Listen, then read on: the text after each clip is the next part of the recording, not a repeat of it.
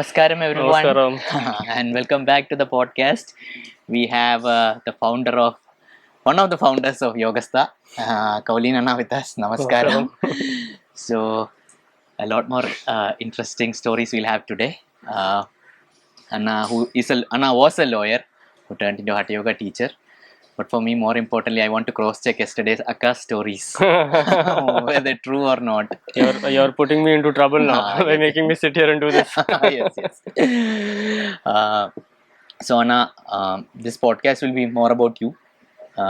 Before you became a Hatha Yoga teacher, we want to know more about the lawyer journey, and even more than that, how you were a kid, and I always tell my guests, I want most of the insignificant things. So, thank you for coming as a guest on the show, and I hope I would get to know you better. Like a podcast for me is more than the audience; it's for me personally, for me as a journey to get to know the person. Okay. So, I'm very interested in how you got this name Kauli, because I have never heard this name. Who gave you this name? So I received my name after the teacher's training. Okay. I received my name from Sadhguru, and in 2018. And since then, the old name is gone. Okay. Kauli is here. What does Kauli mean? Any idea? The word is a Sanskrit word, and it means noble. Noble. Oh wow. Okay. Yeah, but the thing is, like one of my mother's sister, she is a PhD in Sanskrit. Even she didn't know what this means. Oh, is it? Okay. So I've also never come across anybody who knows what Kauline actually means. Okay. Generally, people will think that it's an English, like it's an Irish or an English title, right, or like a name, but it's Sanskrit. Wow. Okay. So we would like to know a little bit about your childhood and how you grew up, where you're from actually, and how your school days were. Were you like a very angry kid or very simple, happy, jovial person like you are? How many breakups you had? All that we want to know. I'm not going to spill everything over here. Okay. So I'm basically from UP. My father is from a place called Meerut, and my mother is from the hills in Uttarakhand, Nainital.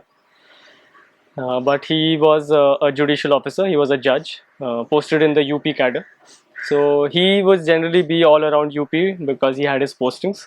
But my mother, my brother, me, and the rest of our cousins and all, some of us, we've spent most of our time close to Delhi. So we are always on the edge. Either it was Mathura, then Ghaziabad, Noida, and Greater Noida. And from Greater Noida is when I moved to Goa. How is it being in Delhi? Like Delhi has a different kind of. So for all my brother and me, and for all the cousins from my father's side, we've all done our schooling from a hostel. So this is in Nainital. So in '95, when I was about 8-9 years age, that's when I moved to the hostel and spent around 8 years over there. Okay. So we are spending most of our time in school. Only for the holidays during summers and winters, we would come down to Delhi. But then it was just vacation. So Delhi was good that way because we only came for a vacation. Could you talk a little bit about your parents and how they were with you? I would like to know a little bit more about your dad and mom and your siblings, if that's okay. Yeah, yes, definitely. So I have one brother. My father, now he passed away about 10 years back. This is in 2014. And like I said, he was a judge in UP. For them, I think so it was 1992, this is what they have told me. This is when they got in touch, and while driving somewhere, they heard an audio of somebody talking. Okay. 1992. 1992. Okay. They were in a car journey with some friends, and my father had heard somebody talking, and he said that he was not paying attention to what was being said, but there was something about the voice of that person. Okay. And during that trip, he inquired about who this person is, and he got inquisitive, and he actually was Osho. Oh. And there was like a cassette being played, and when Osho was talking about some aspect of life, and then he just became a full sannyasi. Tell me a little bit about that. I've heard about. So he started reading a lot about him. At that time, it was books.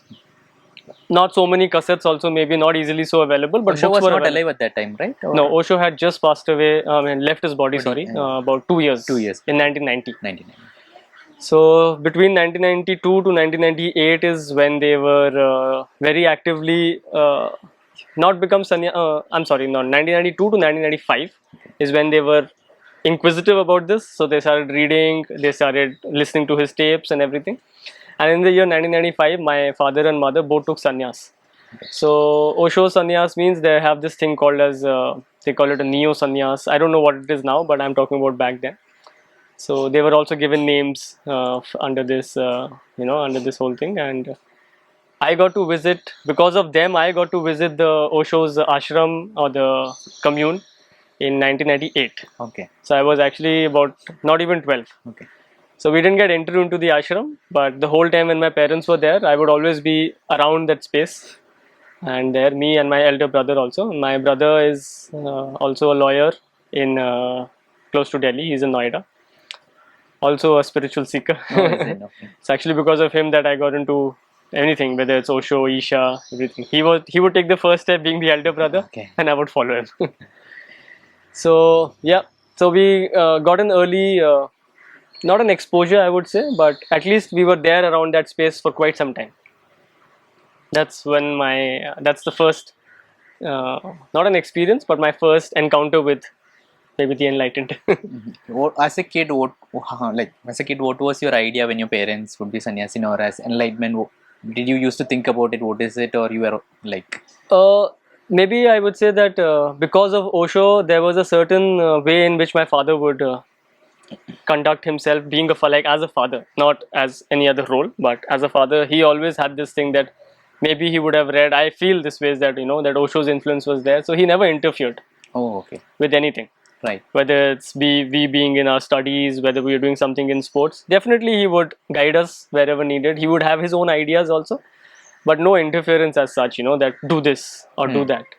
He definitely would have had some aspirations, but I guess by the time we grew up and we came into that age and stage in our life where we were out to do something, then anyways he passed away, so that's that. But I feel that maybe because of Osho's influence, his conditioning upon us was not so much. He was quite a very quiet man, and rest of everything my mother did. all the stick work she did. She did, okay. So did you do any meditation programs in the Osho ashram? Or? So for Osho, we cannot join the commune before the age of 18. But I was lucky that in 2005, I actually shifted to Pune, where the commune is, for my college. So I did my law from Pune. There's a college there called as ILS Law College. And I was there from 2005 to 2010. In December 2005 is when I first time joined a 21 days program at the Osho Center. They have a 21 days dynamic meditation program. So my day would begin for those 21 days. I would take my motorcycle, go to the center. 6 to 7 was the meditation program. And I did. This was the first encounter with any meditation or maybe a serious yoga practice. Okay. How was that experience like? Actually, to be honest, back then I really didn't know much. I had not read so much or really encountered a lot, or I hadn't studied or anything. I didn't have any mental understanding of it. But many years later, actually, I realized that those days when I used to go and do the meditation, maybe during the end of that whole 21 days program, maybe the 15th or the 16th day, I did feel a lot of stillness. Okay. Just coming out of school, just entering college and all, obviously all the attention was at other things. But I still remember coming out of the meditation hall, we used to have breakfast at the ashram. At that point of time, just the trees, just things around, the things which were still, whether it's trees, whether it's something just standing, some life just standing like that, maybe a plant. They caught a lot of my attention and I felt like there is some connection. But it was college. We had many other important things to do. So let's talk about those other important things. So Anna, why did you decide to become a lawyer? Like this, I would say it's just a family influence. Okay. This, never thought of anything else. Okay. Never really. Law, I didn't think of anything else except law because my father, my elder brother and everybody. So I guess this had not opened up beyond that field. So what do we have to take up in our 11th, 12th to become a lawyer? And actually you can take anything, but generally people who are not interested in the science part, then they go for commerce. I opted for arts. So in my 11th and 12th, I did my schooling. I had shifted out of the hostel in 2003. That's a long time back. 12th, right? No, 2003 was 10th. 10th, okay. So after class 10, I moved to a school in Noida, in DPS Noida, and there I opted for arts. Yeah. So history, geography.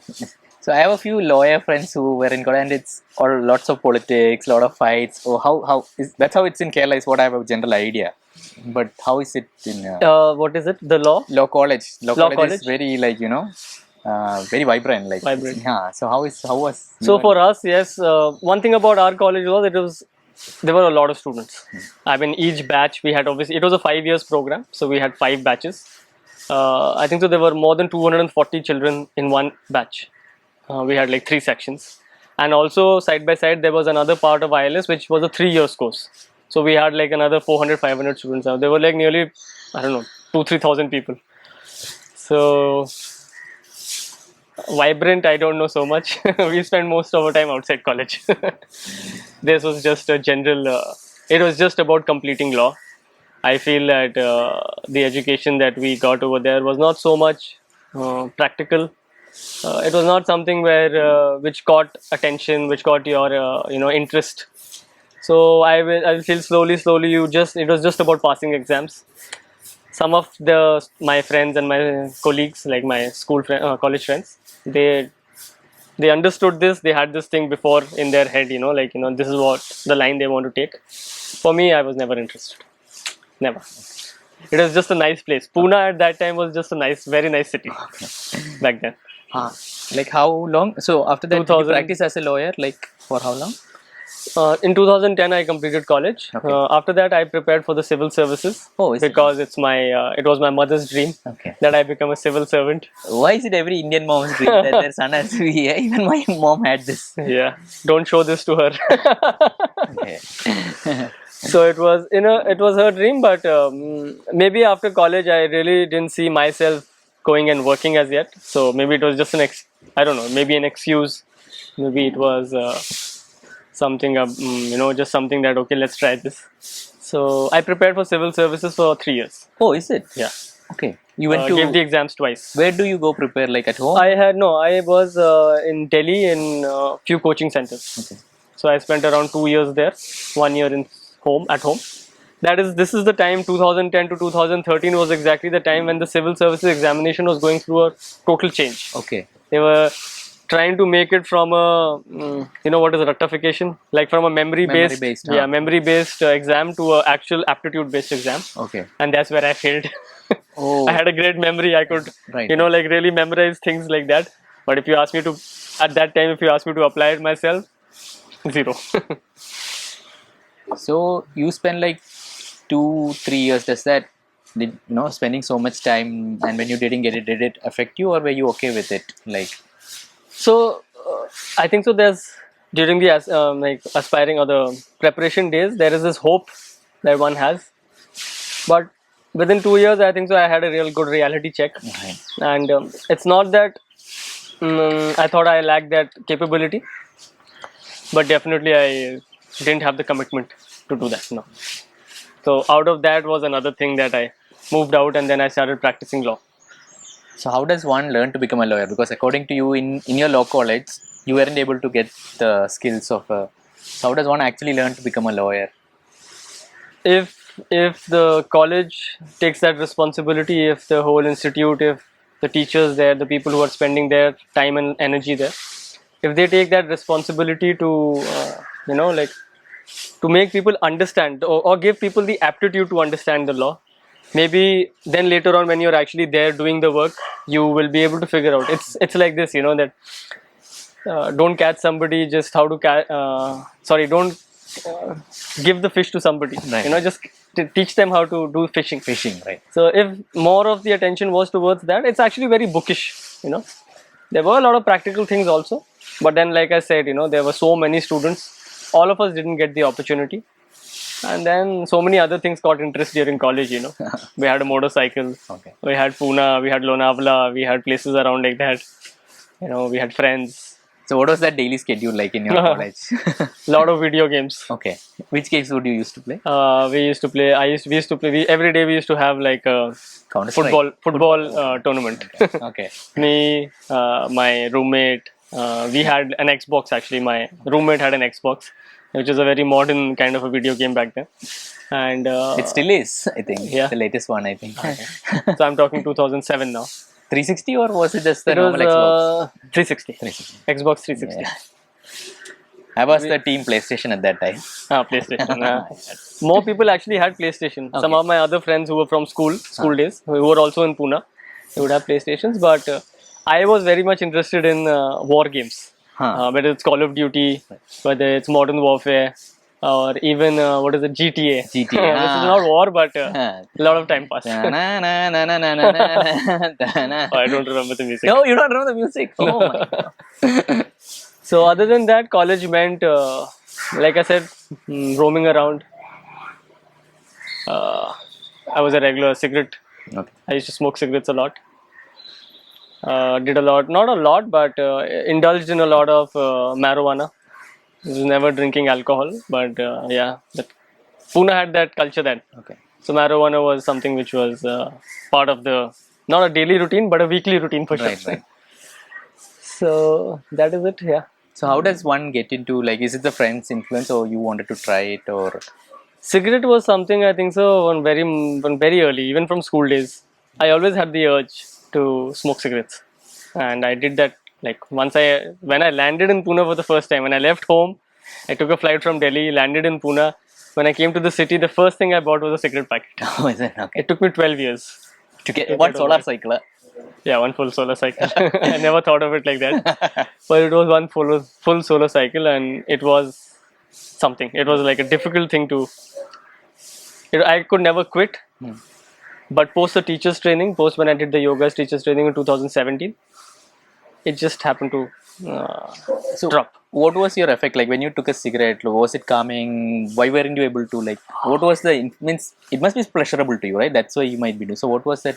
No, maybe initially it was. Okay. It made me feel maybe stylish. Okay. Or something. Yeah. Maybe made, like it says, there was an ad, no? It makes you feel like stylish a man. when you look at it. Yeah. The movies, everything. Yeah. But I don't know from trying it when it became an addiction. But it was an addiction for sure, because after meals it was compulsory to have a cigarette. Okay.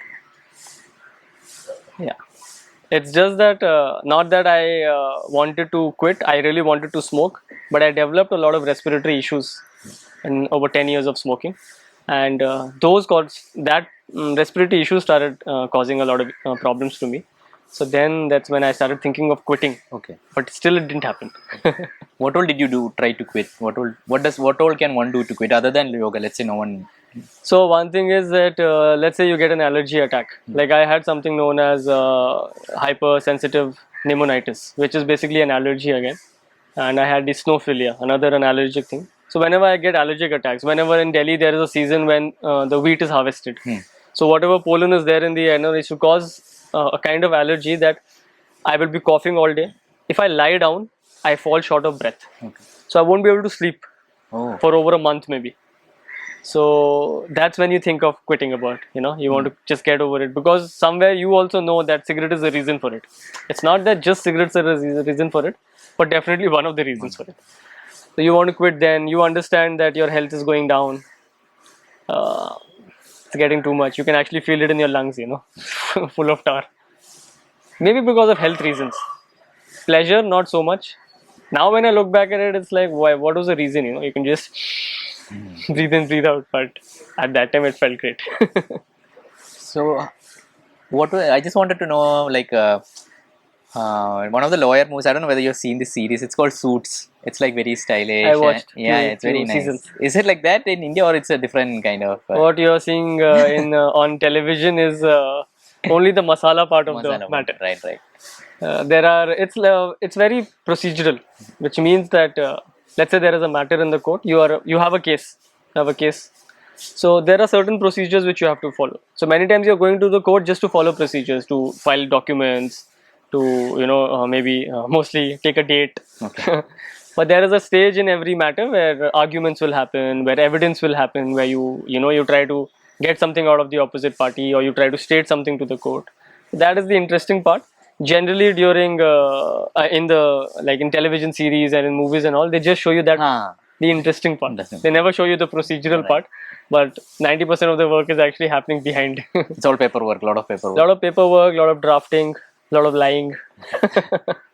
If you don't lie in the court, you'll never get relief. Is there a very interesting case you remember or which you really... What kind of cases would you take? I actually, when I joined in 2013, I had joined a office which had criminal matters, mostly in the Supreme Court of India. So I was like a junior to somebody. So there were criminal matters. For criminal matters, the facts were very interesting in the sense because it builds up, from somewhere. You have to tell the whole story how it is. Then there's a police report. Then there's your own drafting which you've done. So all the facts are there. Something very interesting for me, just the fact that there were criminal matters, reading about them, and if you just have a mental picture about those facts, what is happening, you just feel that maybe he should have not done this, maybe he could have not been in that state in his life. He was doing that, but to be honest, nothing of such interest. That after that office, I moved to another office where there were more bank matters, property matters. Okay. I think so. The most interesting matters are the family matters. Family matters. Okay. Where the husband is there and the wives are at each other's throats. Right. So, were you like when you're a lawyer, sometimes does that moral thing used to bother you? This is a question that a lot of people have, or you're very much about your client, and is that how one should do it? What is there a right or wrong way at this, or? So for us, because out of the 3 years that I was practicing, more 2.5 years I was actually working for somebody else. So when it came to interaction with clients and direct interactions in that ways, we didn't have to do that so much ourselves personally. But definitely for me, it has been difficult. I had a few matters which I was doing for the office, and where I knew that it's our client is actually maybe just he's not doing the right thing. Right. But then whatever situation one has in life, they're acting according to that. So you have to keep that aside. He's come to you for some kind of relief. The law is written. You just have to follow it. You just have to represent it well. You have to make sure that his case is presented there so that he gets what he deserves. A lot of people are using that platform to even get what they don't, to maybe trouble somebody else or maybe get some financial benefit, some other kind of benefit out of it. So we have to see that we don't use a certain platform for an individual interest in that ways. But then there's a justice system, so it's complicated. Yeah. You can't just say that everybody is getting justice, but then there is no other means. What else? Yeah. No, so from there now we'll go to Sadhguru and Isha. How did that happen in between all this? Like, was there like a moment of some this thing, or were you very satisfied with life and just like your dad came across Osho? Yes. Was that how you came across Sadhguru? So across Sadhguru, my elder brother happened to attend a satsang. It was like an open. He was in Delhi. It was open for everybody. It was not just for meditators. So he happened to attend sitting with him, and he started reading about him, and he has always been spiritually very inquisitive. So he did that, and in 2000 it took him 5 years to do the inner engineering program. Okay. So in 2013 he did the inner engineering program. Okay. And this is the time when I was shifting from my preparation days for UPSC to my practicing as a lawyer. So this first office that I worked in, I worked there for 9 months. I think so for the first time in my life I felt something what is stress. Okay. Some kind of, like I was not very comfortable. It was very like very surprising for me that I have spent so much time just trying to make sure that I live my life well, and people in the office and all, they were working, but they were not even taking care of the food that they're eating. Most of the times people didn't have like homemade food or anything. They were just eating whatever was available, maybe in the court premises, coming back and eating in the market. So for that office, every time whenever I would go, I would take food enough for 5-6 people. Oh, is it? Yeah. Okay. Whenever we would be in office, I would make sure everybody gets lunch. So this is what for me, I started kind of losing interest in this kind of lifestyle because I felt that what is the point? Where you put yourself to such a, like, you reach office at around 8:30 in the morning, you go to the courts. I mean, so you leave for office about 8:30, you go to courts. I'm coming back home by 9:30. Most of the time I'm spending outside. There's no time spent at home. So from there, I think so. I think so. This is what stress was back then. I thought this is what is stressful, and I guess my brother could see this. Okay. Or maybe he had just done his inner engineering, so he wanted more people. You know that Josh is there when you're there early into the program.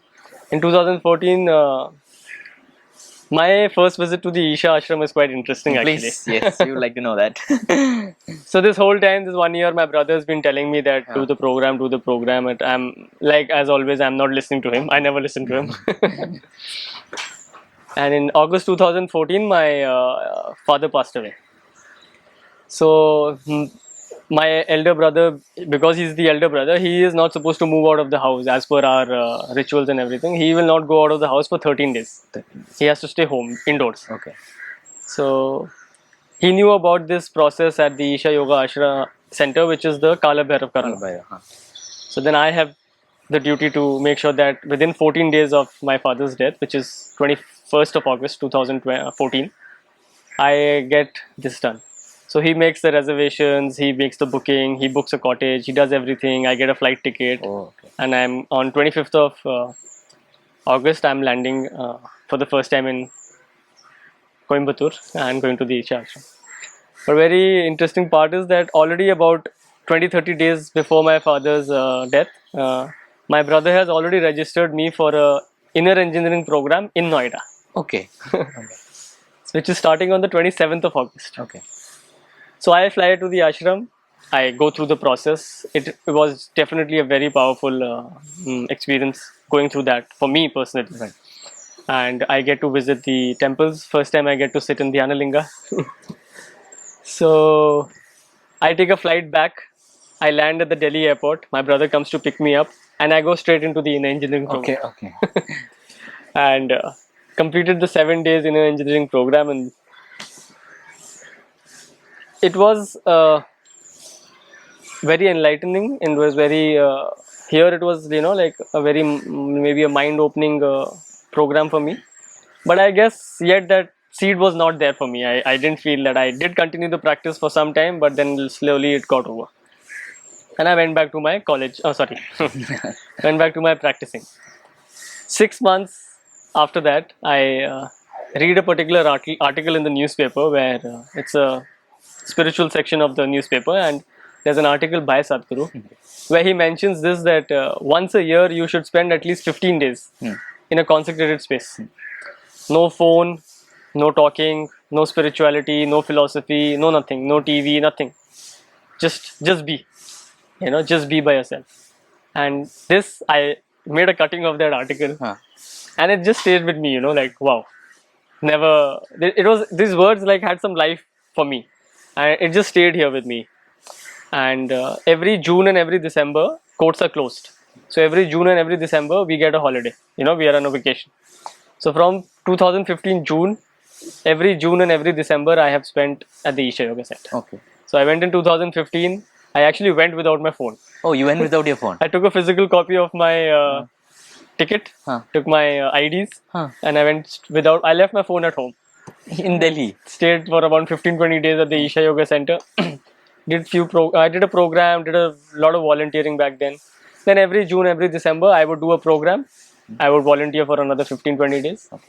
And then this kept on till 2017.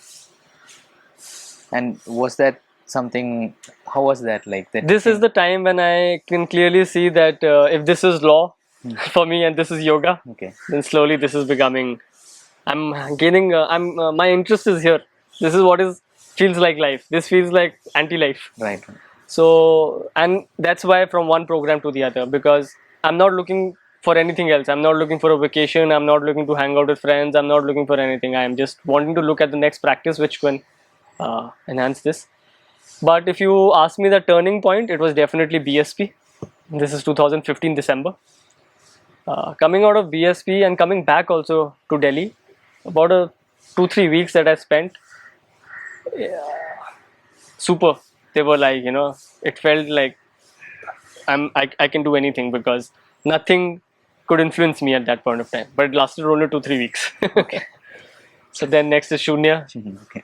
And then this like slowly, I did a lot of Hatha Yoga programs in Delhi and got very much influenced by my Hatha Yoga teacher, because flexibility was never an issue for me. You know, even back in school, I was in the gymnastics team. I would always flexible. Did a lot of here and there yoga type even before Isha. Somebody came, he had learned to practice from some other school. He taught me some Surya Namaskar, taught me a few asanas, did that for 6 months. One of my relatives came, he read a book on yoga, he taught me Shirshasana. And things like that, always on and off, but never really seriously practiced. But the first time I came across a Hatha Yoga teacher and I did the Yogasthas program with him, I saw that he can sit. I cannot sit. And it's quite interesting actually. I would like to share about this particular Hatha Yoga teacher, because in 2015 June, when I was volunteering at the Dhyanalinga temple, so Dhyanalinga temple means you spend, volunteering at the Dhyanalinga temple means you spend the entire day within the temple. So I see this guy, I don't know who he is yet because this is 2015, and I see this young boy and guy, and he's coming and he just sits and he's just sitting over 3 hours. I feel that I'm very flexible, but every 15 minutes I need to give a break to my knees. Right. I have to stand up. Every 15 minutes the bell rings at the Dhyanalinga, you get an opportunity to stand. You move around, you sit again. Right. So I'm just looking at this guy and I'm really fascinated by how he's able to sit for so long. And he leaves. And next year in 2016 February, when I'm doing the Yogasanas program, he happens to be the Hatha Yoga teacher. So this is very early. He's from the first batch of the Hatha Yoga teachers. His name is Dhruv Basin. And he happens to be my Hatha Yoga Yogasanas teacher. And that's when I got interested to know that, what is it that he's doing and he's able to be like how he is and I'm not.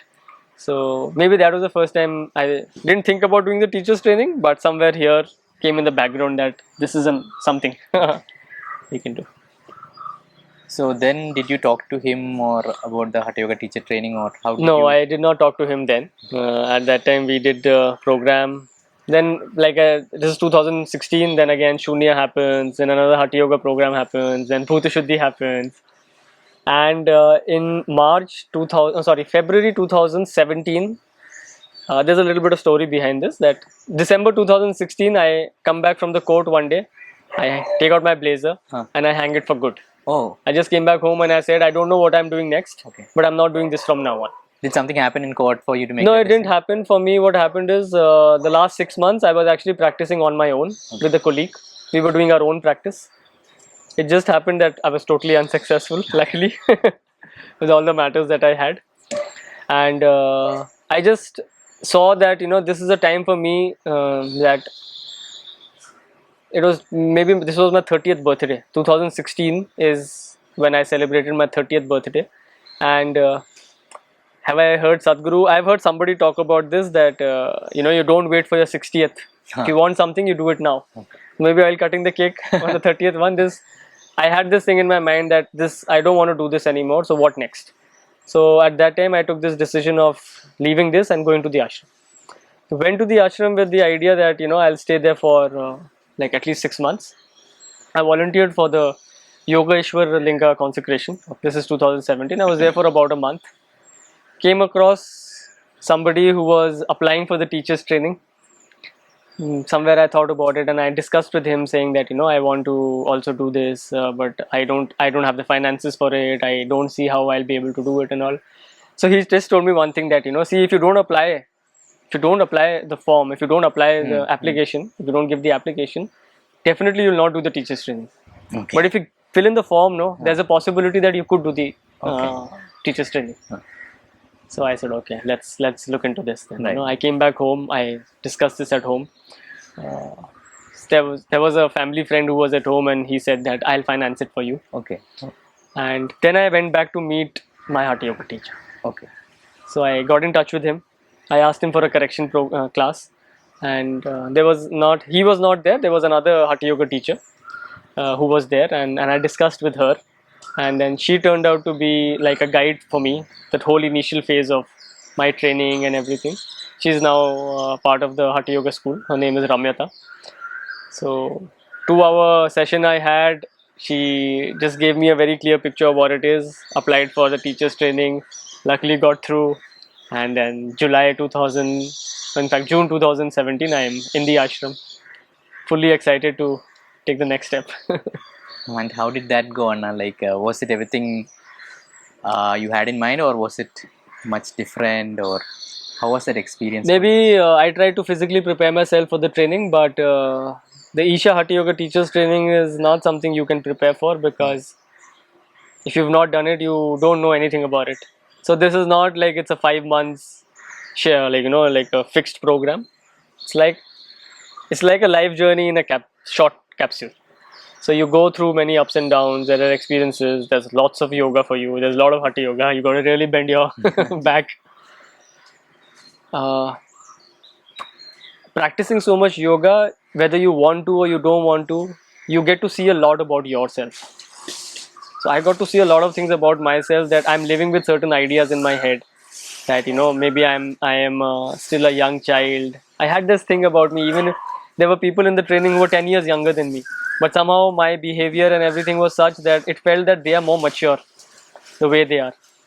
So yes, Akka, come. I specifically asked Akka to come in the video. She's come to check whether I'm lying or not. Yes, we haven't got to that part. Some amla juice. Yes, thank you. No lies, okay? Thank you. Not yet. You have not yet come into the picture. Yeah.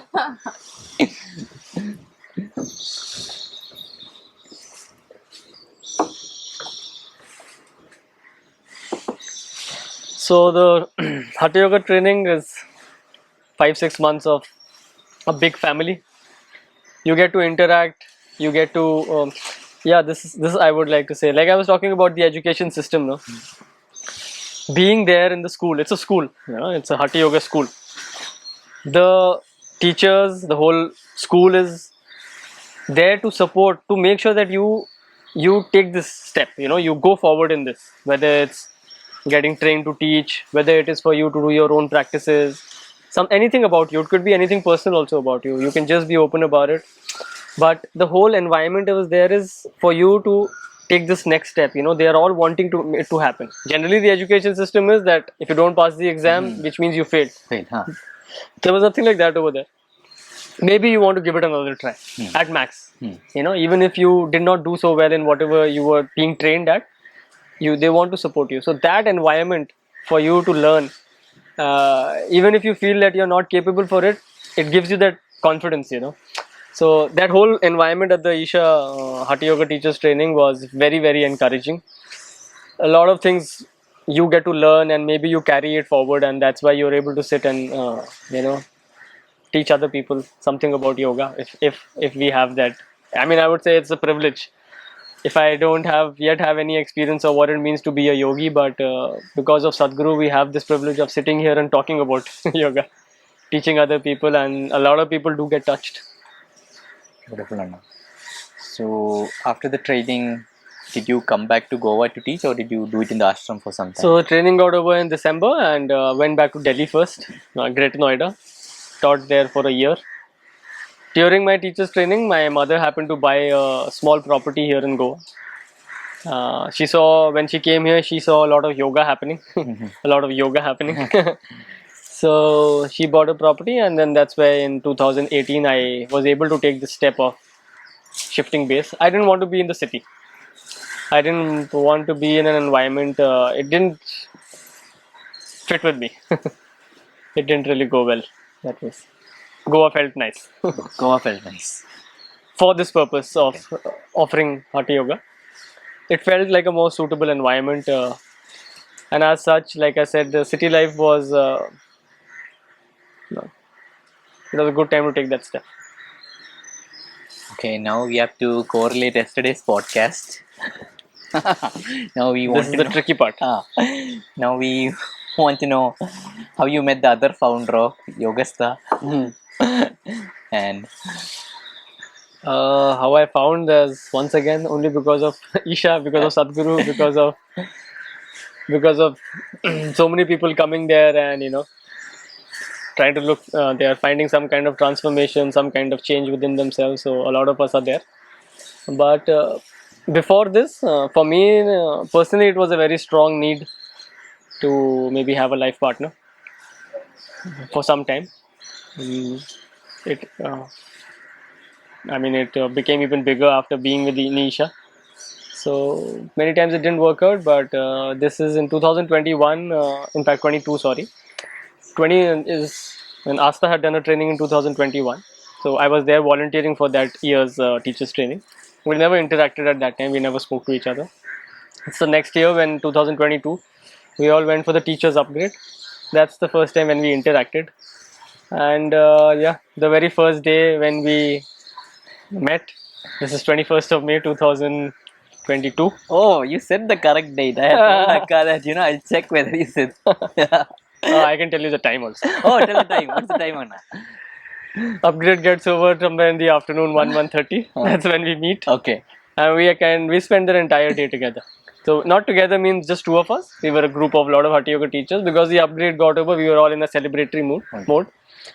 So we spent that entire day together, and next morning onwards, there was something which resonated between both of us.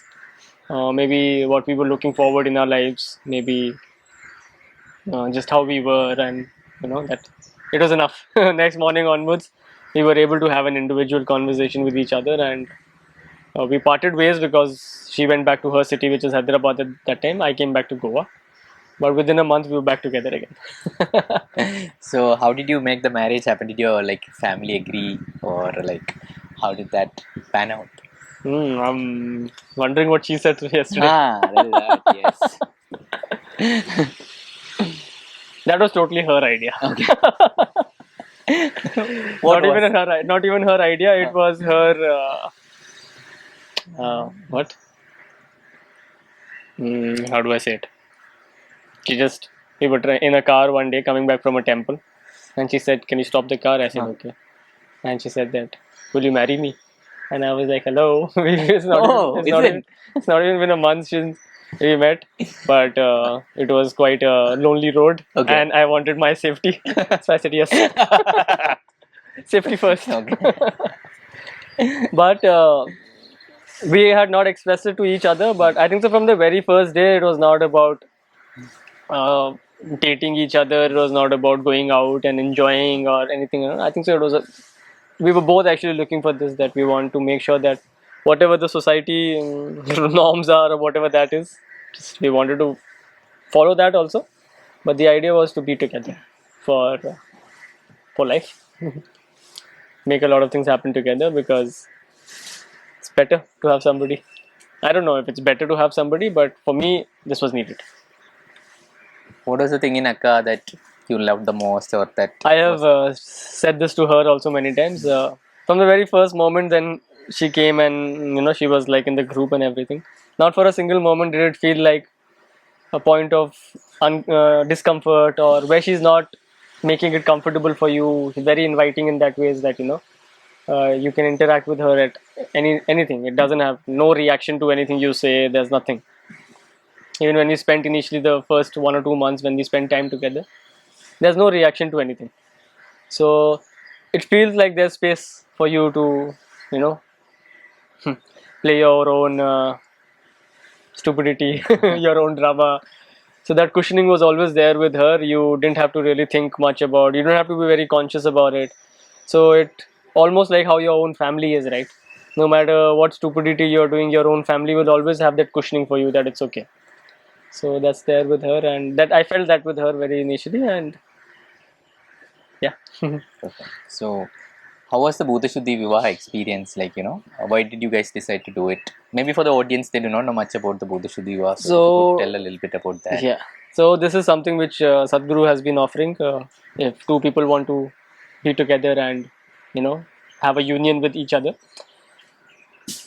I don't know what was the in traditional times what was the scientific thing behind the rituals that happen now in the marriage, but the Bhuta Shudhi Vivaha is, Sadhguru says that you keep your physical, your emotional, your mental, whatever this is, all this nonsense, you handle yourself.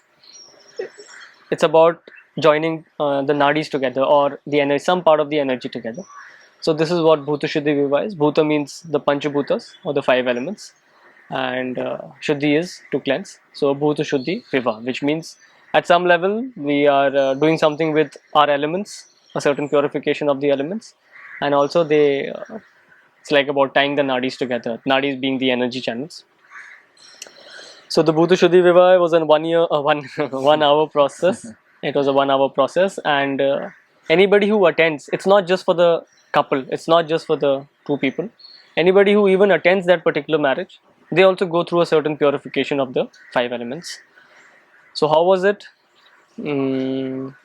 I always get a feedback from her that I was very serious throughout that. Is it? Okay. But it was quite an intense process.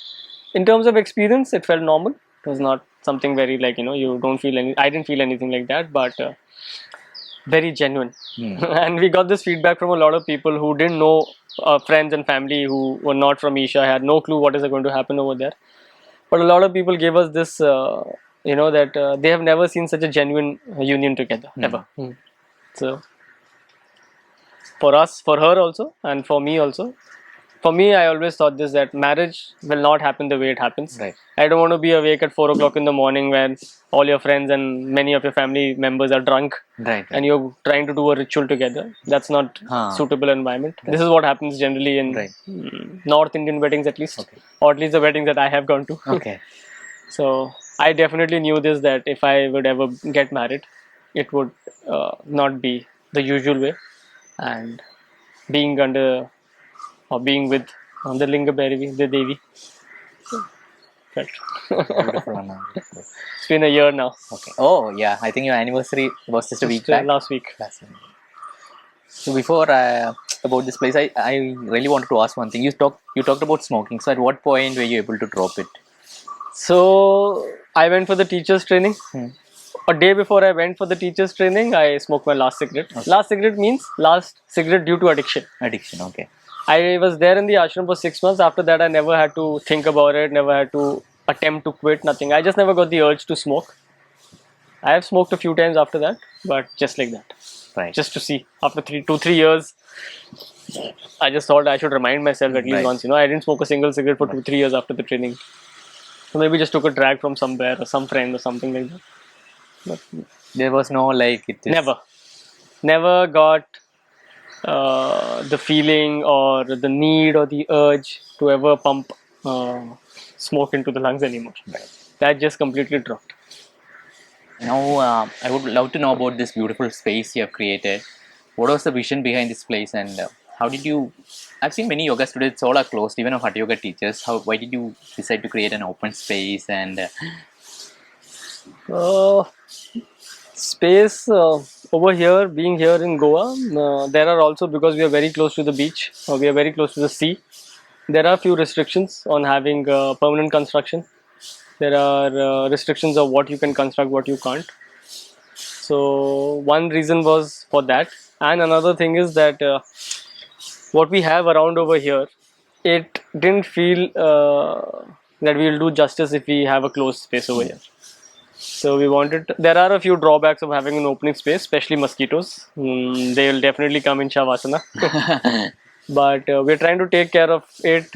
We are doing as much as we can, but there's no compromise on having open space. But it doesn't bite now, like only in the early mornings. And yeah, there's just a small period of time where a short period of time where mosquitoes are there. Otherwise, always open. So the idea behind this, it happened once I moved here. I moved here in Goa in 2018. Taught in few resorts. See, I won't say that money is not the reason why. Money is, we are not working for money. Definitely we are, right? There's no way I can survive or we can survive here without earning money. But when I had somebody else, let's say we had somebody else on whose property we were running a yoga place, for them it didn't feel like anything except a way to get people to come pay money, or for them maybe through yoga for them to get guests because it was a resort. So they wanted people to come and stay at their resort, have retreats and things like that. So maybe they were looking at it from that point of like an investment, and I don't blame them because they are in there in that business. But somewhere what we had as a vision with us was not playing out properly in that space.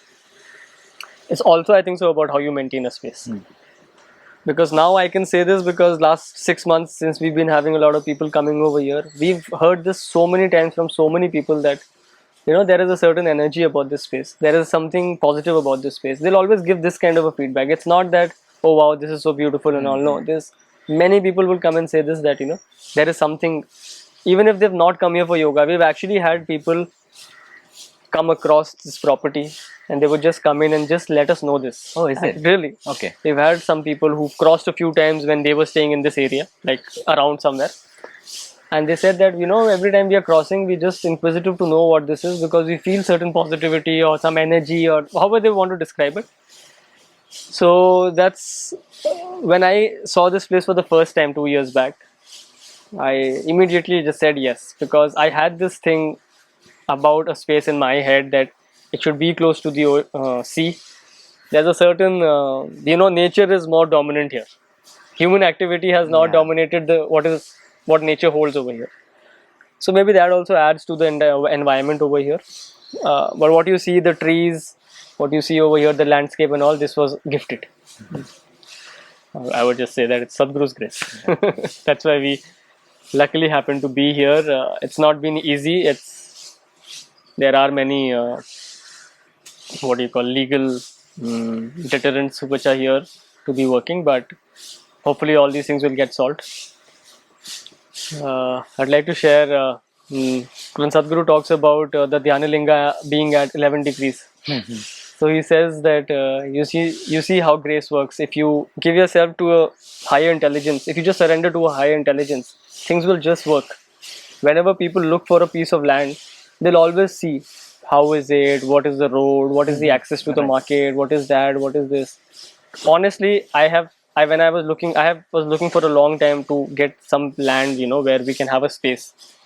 When I came to this place, I did not even know the size of what it is because there was huge vegetation over here. This land was closed for a year during COVID. Okay.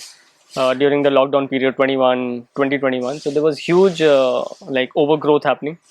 When I could not even see how big it is. But when I entered, I just saw some rocks which are here where we have the bonfire space. And I just felt something and I said yes. And otherwise, little bit about the location. Like you can see, there's no road here also. Yeah. We don't have good access to this place. But that's where you make a center. So we are lucky, I would say. I don't know if I had surrendered to anybody or higher intelligence. I don't know if it just happened by chance, but it's true for us now, and it's wonderful to see that people come and they say this about the space. They don't say that wow, it's so close to this. Oh wow, it's like this. Oh, you made such a nice place. No, many of them will come and say that there's a lot of positivity about this space, and I think so. That's the space where one can transmit or teach yoga. So what are the kind of programs that you teach, and how many people can, at one time? So we've been actually actively teaching for about 2 seasons. So in Goa we have seasons, because we are here, we are mainly dependent on tourists. So they start coming in October, and by April they are gone. Right. So we have actually experimented with a lot of modules that we are able to offer. We have tried to even have people come in for a single session. In that single session, somehow touch them so that they look to, maybe more seriously look into yoga. We've had people individually come for workshops, which means just a single person, because they are here, they want that kind of attention, they want to learn practices. We've had a group of people. We've not had yet a very big group of people come to learn, but let's say up to 5 people. And this season we happened to do a big retreat, which was an entire group of about 28 people who had come from Russia, and that was the highlight of our season maybe this year. And also very excited to have been starting a kitchen. When we started discussing about this retreat, we went around to a lot of places asking restaurants and asking cooks, asking chefs to serve us something which would be close to sattvic food. You know, give us fresh food, give it without spices, give it things. In the discussions itself, Astha had taken. She has this. You know, she's the head or she's the leader in this part because she understands this. She's the head chef. But somewhere she understood, or we understood that we will not be able to serve the food that we want to serve to our yoga retreat people, because food is the main part of the retreat, to be honest. So we decided to just start something, have an own kitchen, because we want to make sure that somebody who comes here for learning yoga, it should not just be about the Hatha Yoga practices. Somewhere else, they should also experience something else, maybe some positive pranic food, maybe just spending time somewhere, maybe in the sea, on the beach, going to the forest. So we are doing all of these. As part of the retreat, we take people to the temple, we go to a waterfall, we take them to a spice farm, we take them boating, we spend a lot of time on the beaches. We tend to use that kind of, the times at the beaches when it's very conducive for getting into, like, let's say, meditations or experiencing stillness. So, like, because I said, nature is more dominant, being still or feeling or, getting that experience of being still, it's better than being in a closed room. That environment is more conducive for that. So we want that to happen, and I always thought about this, that let's not make this transmitting or teaching of yoga as a that I sit and talk about instructions. I talk about few instructions. We want to add some more things to it, be it food, be it activities, a lot of other chantings, meditations, things like that. So it was a very, very high spirited time for us going through that 11 days retreat. So is there a possibility for companies to reach out to you? Because companies always send their employees for retreats and all, right? Yes, I think. Yes, actually, we are right now that that phase is going on when we are interacting with a lot of people. We whatever contacts we have or whatever we know that some people. We had a few people coming over here. They were also from foreign countries, but even locally, like Indian people, and they are interested in organizing retreats. They have contacts with corporates to organize retreats. So for the coming season, sorry, which is October, November when it starts, we're already talking to people for getting corporate retreats. So we're excited about that. It's going to be a blast. At the same time, can other our Isha meditators, volunteers come and spend some time in this space? Is there a possibility for that? Always.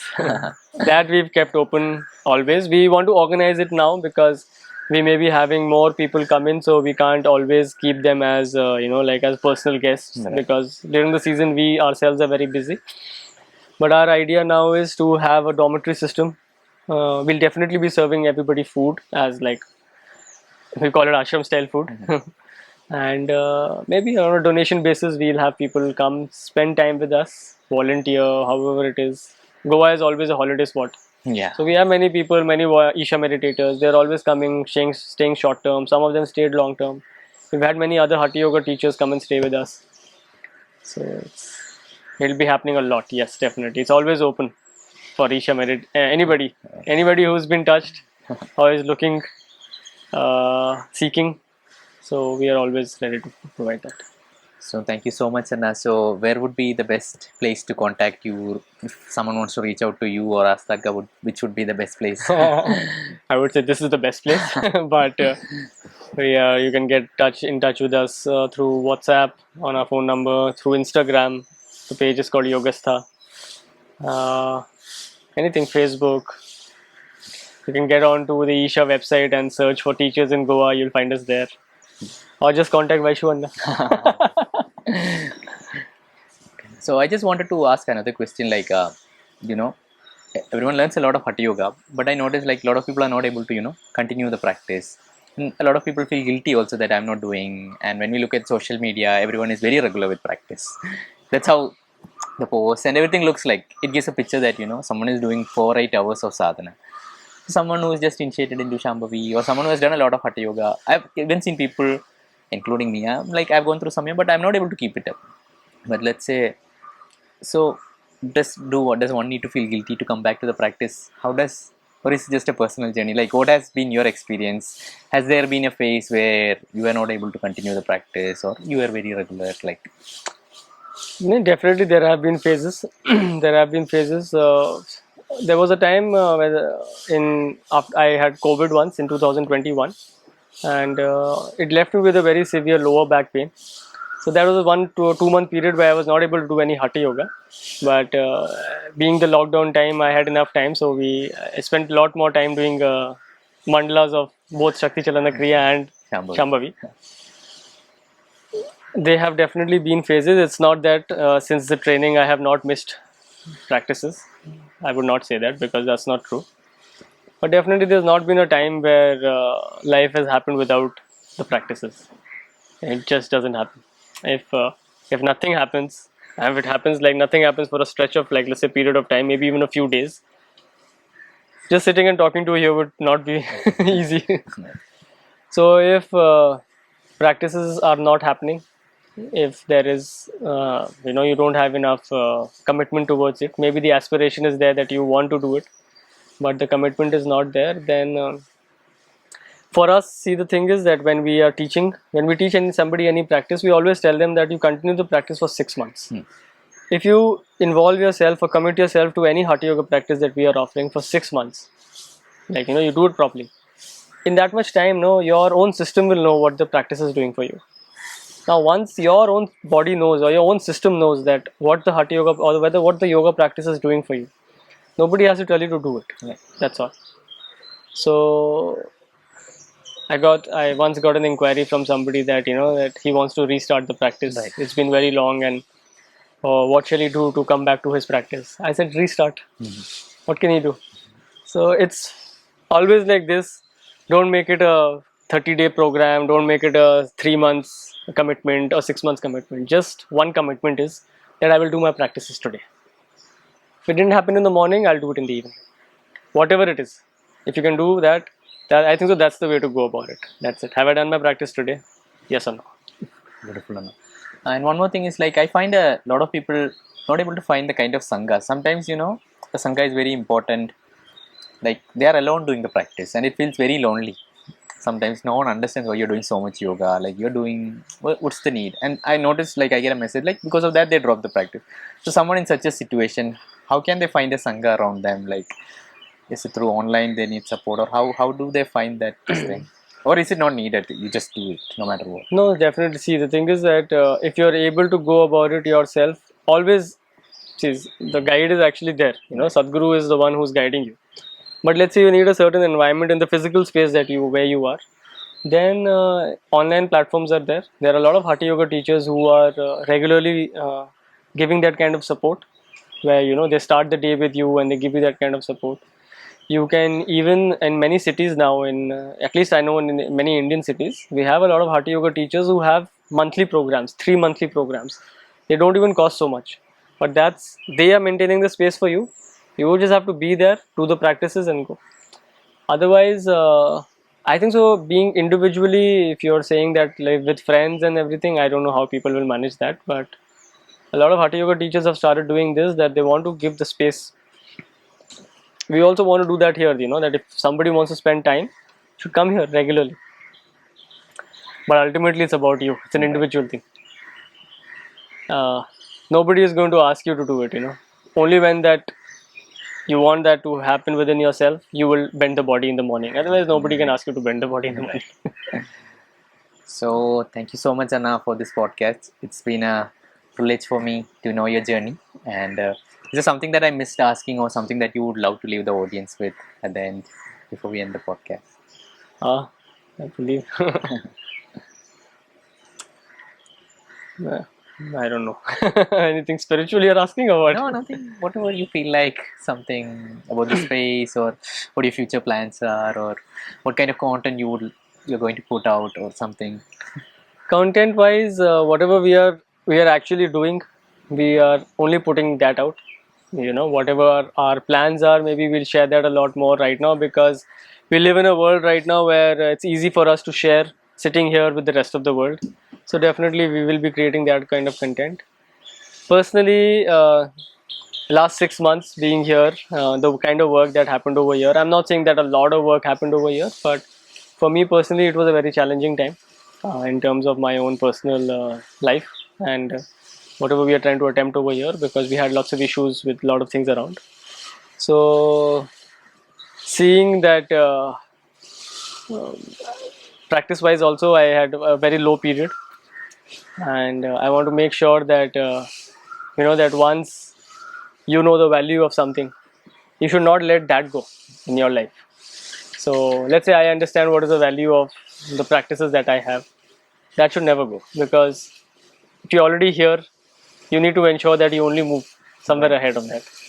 So whatever it is, whether it doesn't have to be an Isha Hatha Yoga practice, it doesn't have to be anything. It could be anything else also you're doing, but whatever you feel you are here right now, whatever you feel is your basic. Like you've heard Sadhguru talk about this. Whatever is your base, you maintain that level of joyful.